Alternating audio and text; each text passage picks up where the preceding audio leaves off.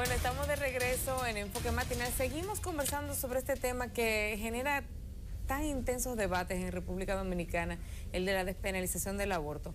Nos acompaña el padre Julián Cruzalta, él es profesor de teología, es sacerdote dominico, mexicano, es una persona que ha trabajado toda su vida en el tema de derechos humanos y que nos acompaña hoy en el set, va a estar unos días en el país, para analizar desde su punto de vista este tema de la despenalización. Muy buenos días, padre, bienvenido a Enfoque Matinal. Buenos días, gracias por la invitación. Le decía fuera del aire, ¿qué le ha parecido este debate intenso que se está dando en el país? No tan diferente al que ha pasado en otros países, pero tal vez hace muchos más años. Me parece importante, la república se construye en lo público. Qué bueno que públicamente empiecen a hablar de estos temas, qué bueno que las realidades que existen en República Dominicana se hablen públicamente a favor o en contra, pero que todos los sectores se escuchen.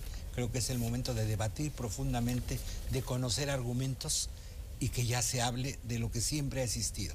Abortos hay, con ley o sin ley. Usted escuchó recientemente, hace solo unos minutos, en el mismo sitio donde está usted, a uno de nuestros congresistas, esa persona que dentro de poco irá al Congreso a votar por una ley en la que, o a través de la cual nosotros quisiéramos la libertad de poder decidir en condiciones específicas. Viendo cómo está el debate en la República Dominicana, ¿cuál sería ese punto de partida sobre el cual se debiera comenzar a hablar para tratar de que este tema sea visto como un tema de salud pública y no tanto como un tema religioso, que es como se está queriendo observar? Es un tema en todos los sentidos, es amplio, se puede ver de muchas entradas y aristas.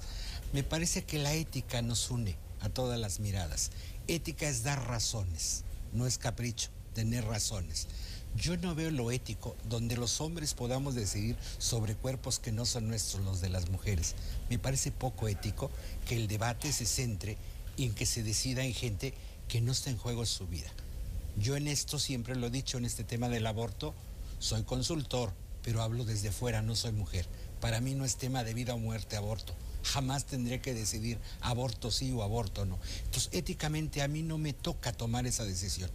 Es a quienes se mueren quien les toca tomar esa decisión. Y los hombres no acabamos de entender, de decir que no es mi cuerpo. ¿Dónde está lo ético que yo, hombre, pueda decir sobre un cuerpo de una mujer? Y si una mujer, no hay un derecho humano al aborto, no existe. El derecho se llama libertad de conciencia. Estos temas son de conciencias y la conciencia en la tradición católica es sagrada. La conciencia es la voz de Dios. Aborto, no aborto, ¿en qué condiciones? Entonces me parece importante regresar a la ética. Aquí necesitan mucha ética, hay una ética pública y la ética pública no son éticas religiosas, pero no van contra las éticas religiosas. O sea, la libertad de conciencia, quien por religión no toca la vida, tiene todo el derecho, pero esta es su conciencia. Tenemos que aprender a respetar conciencias y creo que obligación del Estado es defender derechos y libertades. Y una libertad básica es libertad de religión y otra libertad básica es libertad de conciencia. Creo que al Estado le corresponde defender libertades. Ya lo que estas mujeres decidan es su conciencia. Hay que dar educación para que tengan buenas decisiones. La frontera entre lo religioso y lo público está un poco difusa en República Dominicana. Tenemos una constitución que defiende la vida desde la concepción, algo que no es un concepto, es un concepto religioso, hasta la muerte. Y entonces se complica un poco el debate, sobre todo en el tema de que algunos sectores plantean, sobre todo los de las iglesias, que hay que defender esa vida en gestación, e incluso en casos de violación, de peligro para la vida de la madre o de que esa vida no pueda sobrevivir más allá del parto. Usted desde el punto de vista religioso, que es el que nosotros estamos viendo oponerse de manera radical a cualquier excepción, ¿cómo analiza este tema de la concepción dentro de un debate por la vida, que al final es por la vida de las mujeres que también están vivas? Claro, las iglesias defienden la vida y es algo básico defender la vida. El problema está en el concepto de vida. En el mundo antiguo, en Grecia había dos palabras para vida: bios, que es su sustantivo, la vida, y zoe, que es un verbo vivir. Esto se une en el latín en vita y ahí pasa al castellano la vida. Entonces es muy claro, Todos hablamos de defender la vida, pero tenemos diferentes conceptos de la vida. Parece que los grupos que dicen que defienden la vida, defienden un abstracto llamado la vida, un sustantivo impersonal, la vida, que es algo como que estuviera volando aquí y que hay que defender hasta con las uñas. Se volvió un fetiche la defensa de la vida, se está defendiendo algo abstracto. Lo que hay que defender es vidas humanas con rostros, apellidos, historias, consecuencias. Y esto requiere derechos y libertades. Si a una mujer yo no le doy derechos y libertades, en nombre de la vida le destruyo su vida. Esto es lo que está pasando.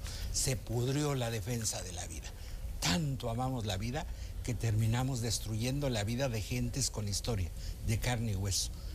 Defendemos una idea de la vida, una filosofía de la vida, un fetiche de la vida. Creo que hay que devolver la vida a quien le toca, a los seres humanos. Y los seres humanos tenemos infinitas posibilidades de equivocarnos, por supuesto. Que las mujeres se pueden equivocar, como nos hemos equivocado los hombres, como nos hemos equivocado las iglesias. Todos hablamos de defender la vida. Y aquí hay otro problema. Tenemos 3 palabras claves en este debate que se confunden: vida, vida humana y persona humana. Hoy, como nunca, se defiende la vida. Todo el asunto ecológico es defender la vida. Los animales, el agua, los ríos. Vida humana. Hace rato en la mañana me bañé en el hotel. Se fueron miles de células de vida humana con el agua y no hice un multihomicidio. Y es vida humana, es mi ADN. Cuando me voy a cortar el cabello es vida humana. Y no es una persona humana. El problema viene qué entendemos por persona humana. Y no nos vamos a poner de acuerdo en República Dominicana porque no nos hemos puesto de acuerdo en la historia de la humanidad. Si para mí el concepto de vida humana solo es biológico, claro que tendré una persona humana cuando está constituido su aparato respiratorio, digestivo, pero el perro y la vaca también tienen aparato respiratorio, digestivo y no son persona humana. Si mi concepto es relacional, entenderé otra cosa por persona humana. Si mi concepto es sueños, ilusiones, esperanzas, esto hace una vida humana, defenderé otra cosa. Por eso no nos vamos a poner de acuerdo. Lo que tiene que hacer el Estado es respetar todas las miradas filosóficas de persona humana. No tiene que ahondarse solo con una, porque agrediría la libertad de conciencia, libertad de pensamiento, libertad de investigación de todos los sectores. Tiene que ser muy amplia la ley de acoger todas las miradas, porque no va a haber acuerdo que es una persona humana. Muchas personas estarían diciendo que nos estamos quedando en el tema conceptual, pero no estamos hablando con datos. ¿Qué ha pasado en México con datos respecto a este tema?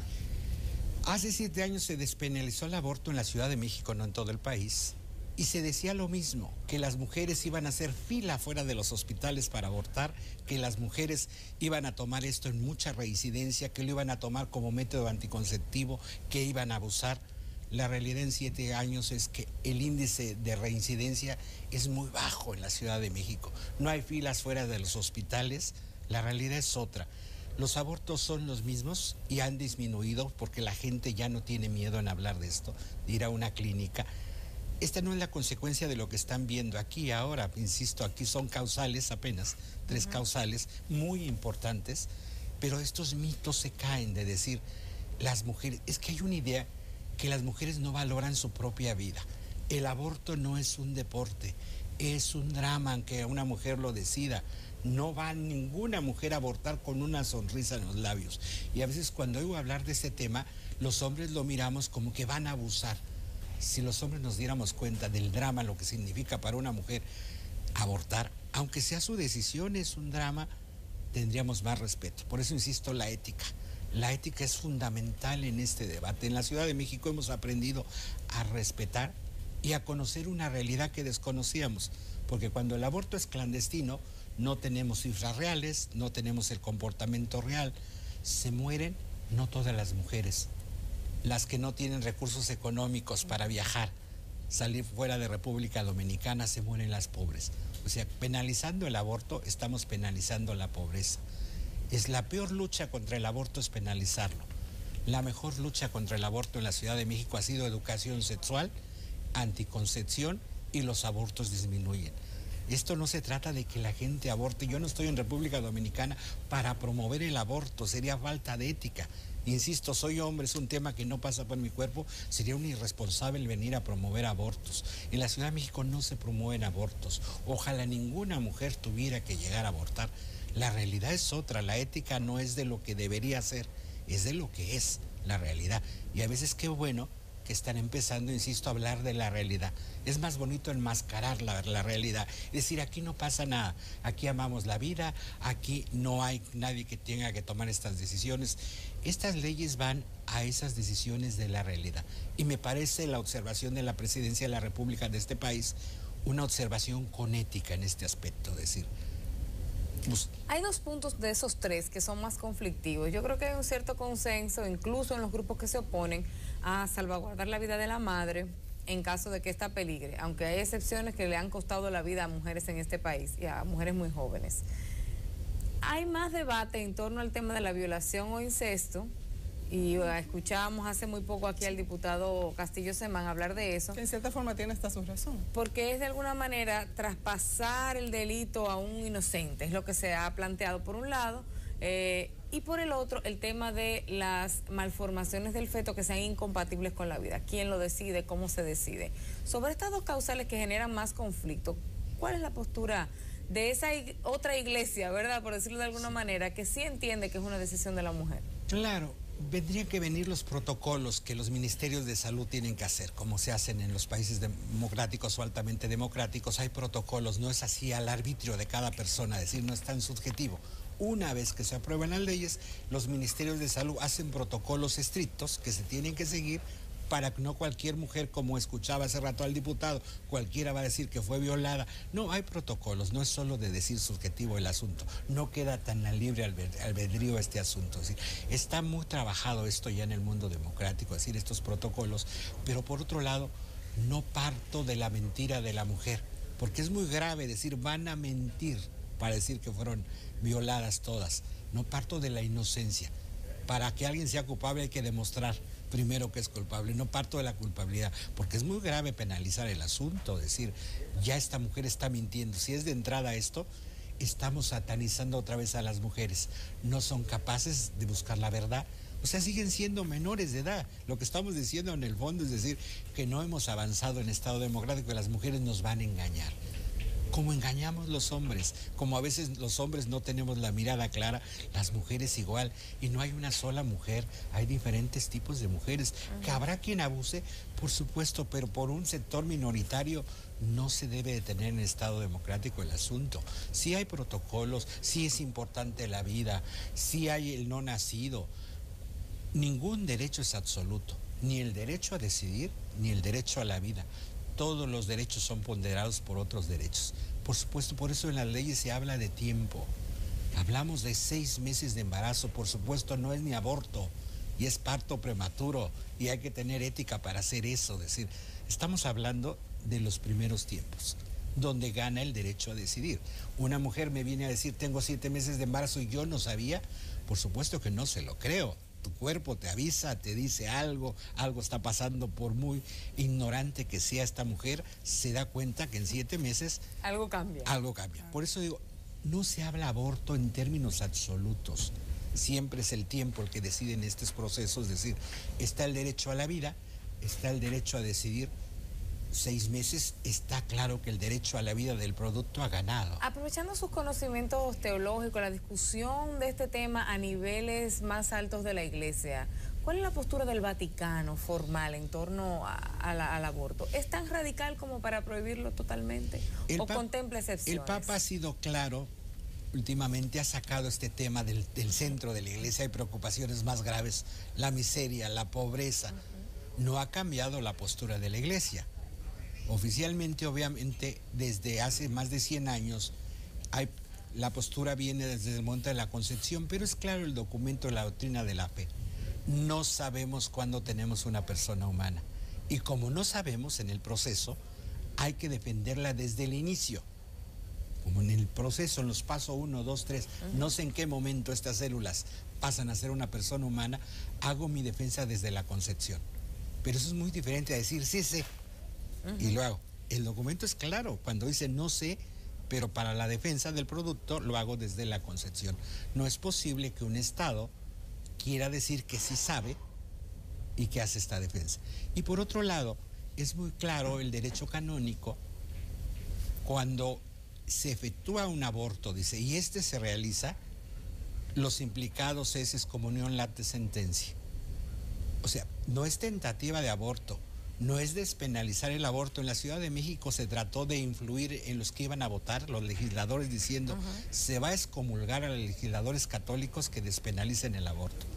El Vaticano habló fuerte. El vocero del cardenal de la Ciudad de México dijo que estaban excomulgados los que habían despenalizado el aborto. Y por la tarde el vocero del Papa dijo que en la Ciudad de México nadie estaba excomulgado. El canon es claro. Ahí no hicieron un aborto, hicieron una ley. Por hacer una ley no se excomulga a nadie. Y late sentencia no quiere decir automático. En latín no existe la palabra automático, esa palabra es del mundo moderno. Entonces, la sentencia está latente. ¿Por qué motivo? No hay un tribunal que pueda juzgar conciencias. Es un asunto de conciencia.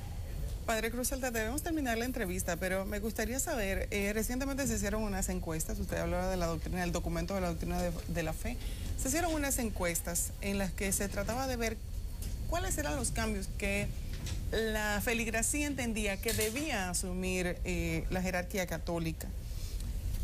Dentro de esos cambios, ¿qué lectura o qué modificaciones importantes, qué transformaciones tienen que darse en la iglesia? Yo creo que oficialmente no va a cambiar la doctrina de la defensa de la vida porque es un principio, pero los principios tienen que bajar a la realidad de cada conciencia. Otro principio es la libertad de conciencia. Yo te doy una ley, pero también mi ley me dice que es decisiva tu conciencia, que es una decisión personal. La Iglesia, por supuesto, no va a promover abortos, por supuesto, pero miren, hay un documento de 1968 del Papa Benedicto XVI que refleja la tradición católica. La primera que hay que obedecer es la conciencia, incluso en contra de lo que diga la autoridad eclesiástica. Este es un gran cambio. Y no es, este es 2000 años. Es raro escuchar eso del Papa Benedicto XVI. Esta es la tradición católica, 2000 años, la conciencia es la voz de Dios en ti. Yo te digo, te explicito mis leyes, pero tú en conciencia tienes que actuar. Entonces yo no espero con este Papa un cambio radical en este tema, pero sí hay un cambio. Nos recuerda cuál es la tradición de la Iglesia. Por eso su tema no es el aborto de este Papa, es la miseria, la pobreza, porque esto es más radical. En el otro tema ya tenemos, fórmate tu conciencia y actúa. Yo te doy indicaciones, pero no te quito tu conciencia. Sí es un cambio radical en este aspecto. Muchísimas gracias al padre Julián Cruz Alta por dejarnos ver este tema desde otra perspectiva, incluso dentro de la propia iglesia. Gracias por acompañarnos y éxitos en sus próximas presentaciones en el país. Nosotros nos vamos a una breve pausa y regresamos con la parte final del programa. Quédense ahí.